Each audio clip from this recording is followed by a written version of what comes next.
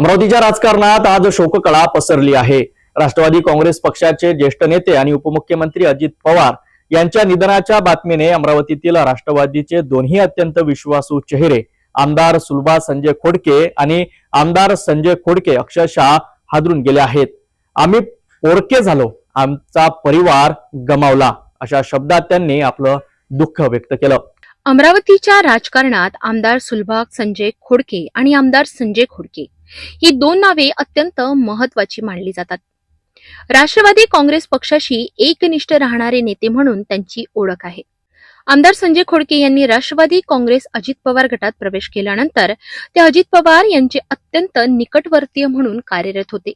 अमरावतीच्या विकासाशी संबंधित निर्णय असोत किंवा शहरासाठी मोठ्या विकास कामांसाठी निधी आणण्याचा विषय, या सर्व बाबींमध्ये अजित पवार यांचे मोलाचे सहकार्य आमदार संजय खोडके यांना नेहमीच मिळत होते।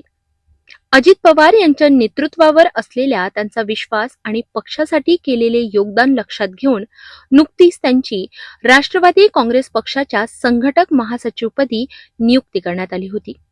अजित पवार यांच्यासोबत प्रत्येक राजकीय टप्प्यावर खांद्याला खांदा लावून उभे राहिलेले आमदार संजय खोडके आणि आमदार सुलभा खोडके त्यांच्या निधनाच्या बातमीने पूर्णतः कोलमडून गेले। अजित पवारांच्या निधनावर आमदार सुलभा खोडके यांचे अश्रू अनावर झाले। आम्ही आमचा परिवार गमावला, दादा म्हणजे कुटुंबाचा आधार होता, अशा भावना व्यक्त करत त्यांनी आपल्या दुःखाला वाट मोकळी करून दिली। अमरावतीच्या राजकारणासाठी आणि राष्ट्रवादी काँग्रेस पक्षासाठी हा धक्का अत्यंत मोठा आहे। अजित पवार यांच्या निधनावर सुलभा खोडके यांचे अश्रू अनावर झाले, तर दुसरीकडे संजय खोडके हे निशब्द झाले। संजय खोडके यांनी अजित पवारांच्या या निधन वार्तेवर शोक संदेश देत आपले दुःख व्यक्त केले। संजय खोडके आपल्या या शोक संदेशात म्हणतात, आजचा दिवस हा व्यक्तिशः माझ्या जीवनातील अत्यंत काळा व वाईट दिवस आहे। आज काळाने क्रूर घाला घालून अशा उत्तुंग व्यक्तिमत्वाला आपल्यातून हिरावून घेतलाय, याची कल्पनाही कुणी करू शकत नाही। दादा आम्हाला सोडून गेले, अत्यंत धक्कादायक, मनाला चटका लावून जाणारी व प्रचंड वेदना देणारी दुःखद घटना आहे। दादासारखा दमदार व कणखर लोकनेता आज काळाच्या पडद्याआड गेला। संघर्षातून चळवळीतून घडलेलं सर्वसमावेशक नेतृत्व व कार्यकर्तृत्व आज शांत झालं। महाराष्ट्राचा बुलंद आवाज थांबला। स्पष्ट वक्ता, कार्यतत्पर, दिलदार मनाचा दमदार नेत्याला आज देश मुकला आहे।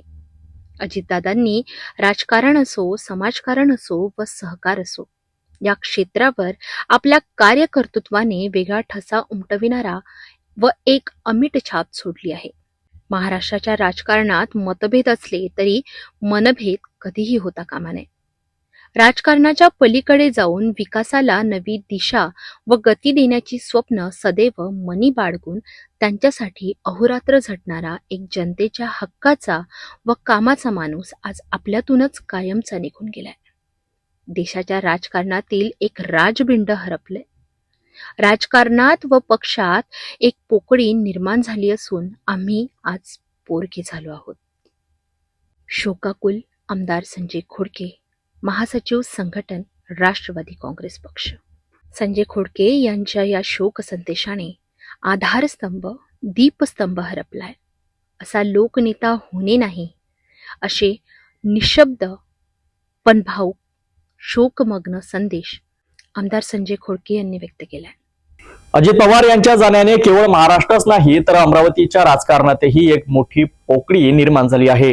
त्यांच्याशी अत्यंत जवळीक असलेले आमदार सुलभा खोडके आणि आमदार संजय खोडके यांचे हे भावनिक शब्द अनेकांच्या डोळ्यात पाणी आणणारे ठरत आहेत।